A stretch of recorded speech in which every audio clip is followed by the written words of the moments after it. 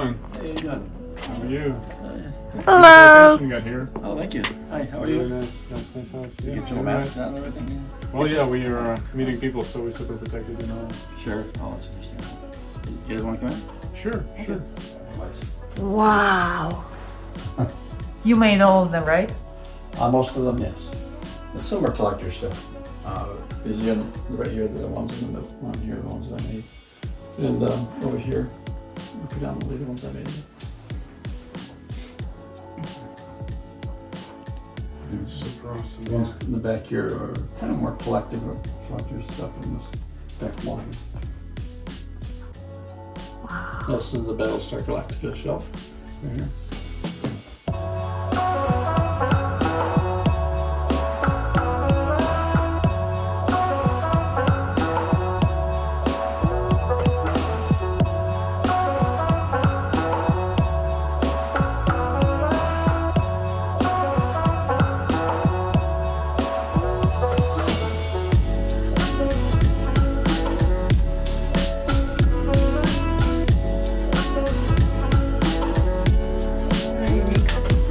Yeah, it's from a movie called Laputa, or Castle in the Sky.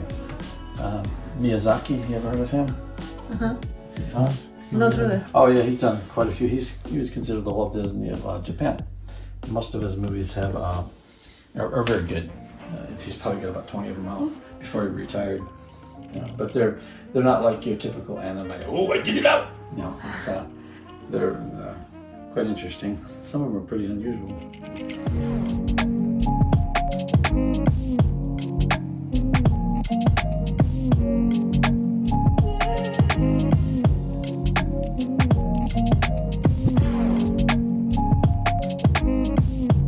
It's great when you have room, especially for what you're doing, like for this exhibition.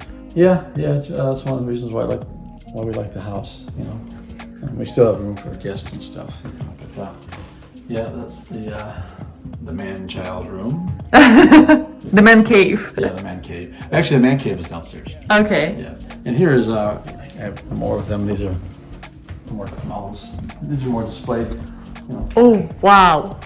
Like you got Back to the Future, the big train down there, the flying train. Oh, that wasn't an biography? Okay. Oh no. This is something I just recently did. I called it a 36-hour model because I did it in 36 hours. Not straight, you know, about 2 weeks, but I just wanted to make up something out of all the parts laying around my shop. No drawings, just kind of throw it together visually, and this is what I came up with. Nice robot. Yeah, so. Nice. Oh yeah, it's the robot. Yeah, he's from a little short film I did called Henry, the time machine there. This is Oblivion, Tom Cruise movie. This is from an old Walt Disney thing called Tomorrowland. It was a show that he had for a while, you know, based on the Tomorrowland and Disney itself, and their Mars expedition. This is one of the theoretical ways that they were thinking about going to Mars, is something that would look like that. Yeah, you have some Disney, this toys. You have Wally. You ever seen Wally? Yes. And Eva. That's from How to Train Your Dragon. Mickey Mouse. Oh yeah, Mickey Mouse. Moana. Oh, wow. Some of the newer stuff. Wow. 1960s stuff, like this guy here, huh? And if you look inside, you see all the little gadgets moving.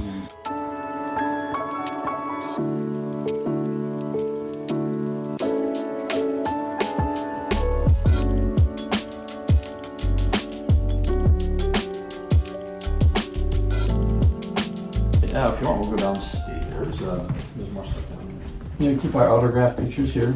You know, there's some autographs from before he died. The guy who played Chewbacca, what's his name? Peter Mayhew. Will Smith. Silly robot. Yeah, that's the robot that's in that flying saucer. See, there's the flying saucer back there, behind him.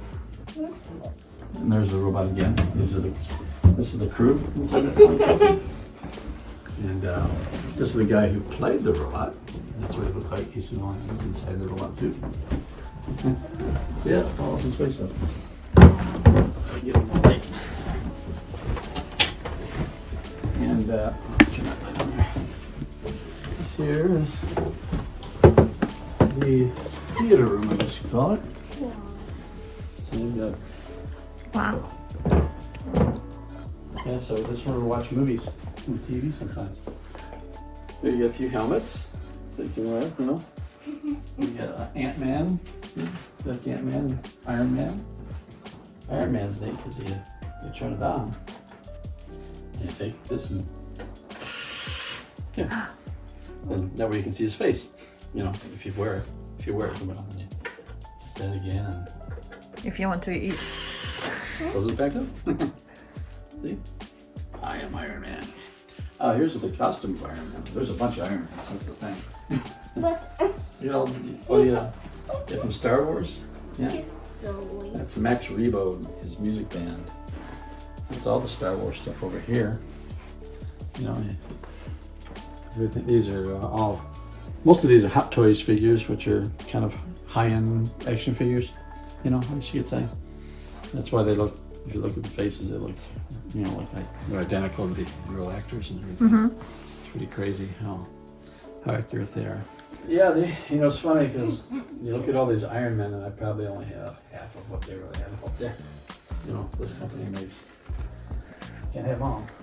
It all started getting, I worked on Iron Man 2. You kind of snowballed from there, I guess. Yeah, all the stuff's collectible this year. I didn't build any of these, you know. Most of the work I did is take them out of the box and put them on the shelf. Yeah, I'm not really good at doing figures at all. You know?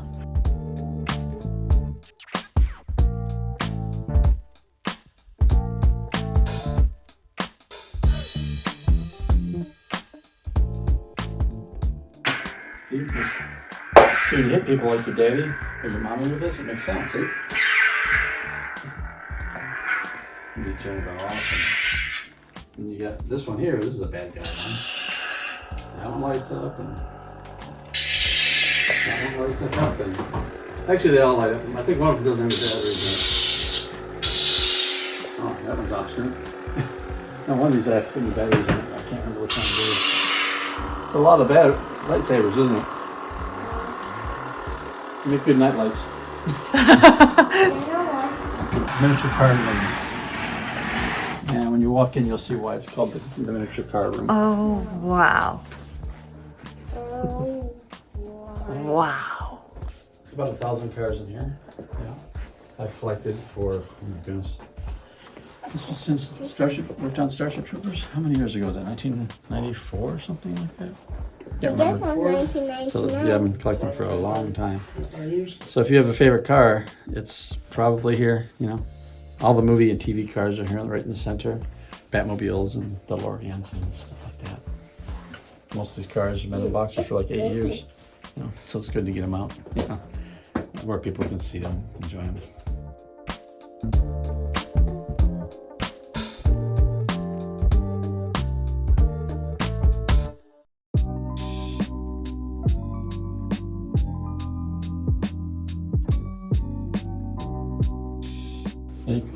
Corvettes and Mustangs. My wife's Mustangs. She's a Mustang fan. Then you got your Lexuses. These are Lexuses from here over to here. Then you got even Hyundais, of all things. These are all the old Dodge cars, muscle cars and whatnot. Then you got your movie cars behind. This one, Mad Max here. I got these better cases. Black car and a black case. You can't see nothing. So it's unfortunate because you get it goes from Mad Max 1 because it's all nice and clean. And then you got from Mad Max 2 where the trunk's gone and you add a bunch of stuff to the back. Ghostbusters, Green Hornet. This is from Avengers. It was Tony Stark's car in the Avengers. You saw it for half a second. More publicity, huh? Yeah. So you name it, James Bond, you know, Herbie the Love Bug. Yeah, this is where I do all my work. You know, I'm working, that's the table, you can see it's a bit messy because I'm working on a new model there. And this is where the molds and everything are for casting. Most organized workshops I've seen. Yeah, I'm kind of like one of those, what do you call it, those NASCAR garages. I like it very clean, very organized, you that's know. how it should be. One thing I left to do, I got to paint the floor in here like I did there, but I'm not going to put the speckles all over the floor like I did in there. So if I drop any little parts with that speckle, I'll never find it again. But I'll just paint it all gray. You know, So First thing I'm gonna do is visit Photoshop. I'm gonna show it to my team and tell, hey guys, that's how our studio should look like. yeah, it's pretty much like in some of the shops that I worked in at. If I worked there a long period of time, I'd get cleaned up and organized. And I guess my raising mom says, you put it back where you're supposed to be, then it'll be easier for you to find it later. That's why I don't leave your room a mess. That's the way she talks, you know. She's from Michigan. So it worked for you, right? Because I'm trying to do the same with her. So far, it doesn't work. Yeah, you gotta keep on. Well, what my mom used to do, which now would be considered cruel, is you don't come to dinner, we're not having dinner until everything is back in the toy box, kind of thing. You know, stuff like that. That's, yeah, it didn't work for my kids either, so. Beautiful part. You know, I'm working on this model right now. It's called the Jaguar. It's gonna be a racer, you know, a racing ship. It has wings that come out here and up here, and there's little seats to keep all the parts on. I'm gonna start doing my own kits now instead of kits from movies. Just start doing my own because of 3D printing. You know, for me to make, let's say I was gonna do the Mandalorian ship. You know, got all this information, and then they came out with one for what I'd have to release mine for at this size, 30 inches long, for $300, $350. Well, can't compete with that. You know, so I just stopped building it. So I decided to start doing stuff from movies, which people are going to be able to 3D print and sell a lot cheaper than I can do, because you just buy the file for like 20, 30 bucks offline and then print it out yourself. To do my own designs and ships and stuff, because I used to do that. And just sell them as kits. Keep going. So this is one of them right here. It's a start anyways. You can see it's all in pieces right now. I have to make it so I can mold it and cast it. I do a lot of studying, you know. It's like I really get to know what every detail is on every model. You know, you have to if you're going to do it from a movie. Well, this at least nobody can say I'm missing something. I'm missing something. You miss your head if you tell me if I'm missing something. You know, yeah. A lot of times when I have this board here, which I'm still going to build this guy. It's just taking a long time. It's from Rogue One, Hammerhead Corvette. You know, so I'll get a board. I'll get more pictures and kind of laid out this way. So but this is done exactly to the size I'm gonna do it. You know, so top view and side view, and back view, front view. But I just haven't been able to get into it, probably because I'm tired of doing models from movies and I want to start doing my own stuff. Let's start doing the whole head. But I have the parts here. Well, a few parts. It kind of gives you an idea how it starts. PVC piping. Instead of making a kit, I have to split it down the middle. So that's kind of the body there. And then I have, so I kept everything in here. It's kind of the box for it all. You know, that light out over here, huh? It's probably the best place to put this show Collect as many pieces as I can. Or have made, like there's the head. Or does it go that way? I think it goes that way. Then you got like, this is the top piece that fits on there like that. Somewhere in there, you know, fits in there. I had somebody 3D print me some engines because they're so detailed. So I just started doing was the engines. This is all part of the engines that fit back here somewhere. And that's when I kind of stopped, you know, all these parts. And a lot of the parts are from some of their own models from their own movies. Like, I guess because it's supposed to be from the same kind of, like these are from Princess Leia's ship. These are part of the engines. And which I make a kit of that, Princess Leia's ship, I don't have one yet. And so these are all part of that, but they also had them on here too. So that made it kind of easy. It kind of helped me figure out what size I had to make it. And that's why I decided to make it the size I did. You got these little guys, little life pots that fit on there like that. Another piece that fits on there. Eventually, you know, the problem when you're doing kits is it takes a long time because you have to kind of figure, okay, you gotta make it into a kit, which means it has to be designed to be a kit. So you make this from scratch, huh? Yep, make it all from scratch. Watched Star Wars by myself with her, with Alice, I think so, quite a few times. What is this piece from? It's familiar, but... that piece is from Independence Day. It's part of the alien ship. Yes, exactly. And my wife, that's my wife's favorite movie is Independence Day, the first one. Yeah, this is the last part of it. Well, yeah. As a spray paint specialist, what can we do for you? Because we got a bunch of paint, we got a bunch of equipment on board. Walter managed, I mentioned that you might need maybe some skills with airbrush. So I can't think of anything as far as painting right now. No. Since I'm in the building phase, as far as painting. Because he did send some stuff to me, which was nice of him. Some parts to my Grex airbrush, things to read and get wider spray and all that stuff, which I did use. I used on that big orange ship up there, but painting, I'm not like one of these guys, sadly, that goes, mixes colors, because I'm really colorblind. So I'll usually find it either in the bottle or in a rattle can. I almost all the models up there you saw are all done with spray rattle can, just that simple. And then I just do airbrushing for enhancing the details or burn marks and stuff like that. And a lot of times I use what do you call it, pastels with a brush to do streaks and stuff like that too. So as far as painting and stuff like that, that is not my forte. I just kind of keep it as simple as I can. So okay, I know this is black, I know this is red, so we'll try using those two colors together and see if, so if somebody was to tell me I want you to match this to a model, I'd say get someone else. As far as my modeling, painting abilities, this is it right here. That box, that compressor, that airbrush, and some of these paints. That's it. And a lot of these paints are drying up because I don't use them enough. That's probably, I don't use a lot of acrylics yet because I'm getting used to them still. I'm 60, coming up on 62 years old, so I'm very old school still. I'll pick my best side, but as fat as I am, I don't have the best side. I'm in shape. Brown's a shape.